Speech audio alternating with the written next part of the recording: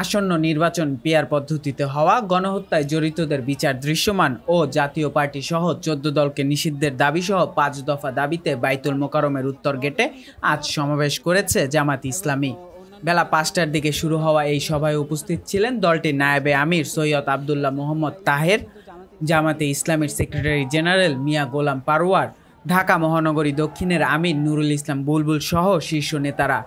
বক্তব্যে তারা আগামী নির্বাচনে পিআর পদ্ধতির দাবিসহ গণহত্যার বিচারের দাবি জানান। পিআর পদ্ধতিতে নির্বাচন সহ বিভিন্ন দাবিতে জামাত ইসলামী সহ ইসলামী দলগুলো যুগপৎ আন্দোলনের ঘোষণা দিয়েছে।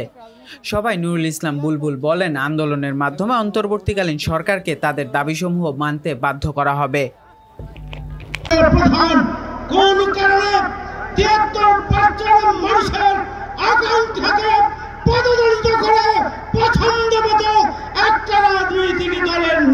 বাস্তবায়ন করতে চাচ্ছেন, জাতীয় নির্বাচন দিতে হবে।